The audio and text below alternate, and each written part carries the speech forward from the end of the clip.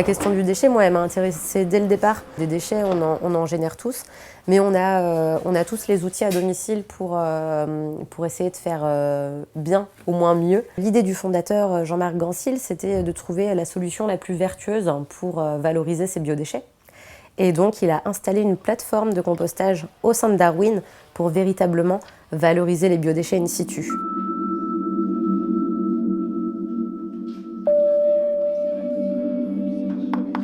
Pour moi, vraiment, l'espoir, c'est de créer cette passerelle entre les gens qui s'intéressent au climat mais qui ne savent pas quoi faire et les gens qui ont les cartes en main. Faire la passerelle entre les ONG et les jeunes qui viennent là juste pour la marche et quittent pas cette marche en ayant juste fait une marche, que vraiment ça ait un impact sur eux, sur le long terme et sur ce qu'ils vont faire après.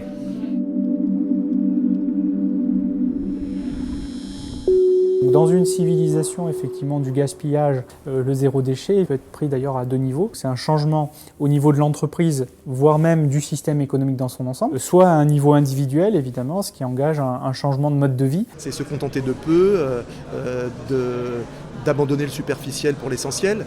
Donc effectivement, on ne peut qu'acquiescer à cette finalité.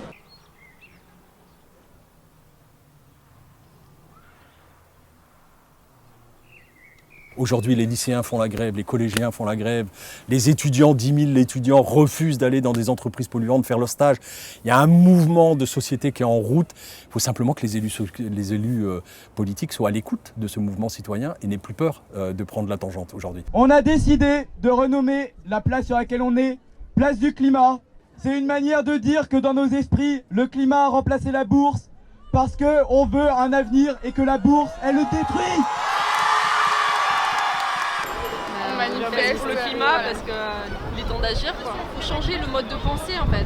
Parce qu'on vit dans une société de consommation qui nous pousse toujours déjà à consommer. Au niveau des déchets par exemple, il y a des déchets énormes, du gaspillage, des choses comme ça. Et il faut tout revoir en fait. Le capitalisme a fait beaucoup de profits, on va dire, sur la destruction de l'environnement. Donc la question c'est est-ce qu'il peut se maintenir dans un cadre effectivement de zéro déchet.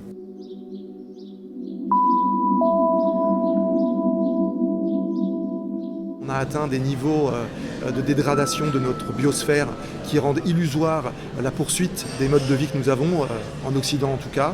Donc il va falloir maintenant embrayer intelligemment dans la descente énergétique en évitant de tous s'entretuer.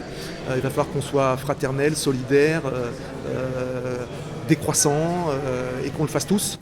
Est-ce que c'est pas ça le vrai sens qu'on souhaite donner à une vie plus tournée vers... je sais pas, vers l'autre, vers la nature, au lieu de se tourner uniquement vers la consommation. C'est un vrai projet de société, c'est un vrai projet politique qu'il y a derrière. Donc oui, le zéro déchet dans toute sa chaîne crée de l'emploi, on le voit dans le cadre de l'économie sociale et circulaire. Et surtout, c'est un outil politique de préservation de notre environnement, de préservation de nos ressources et de notre planète.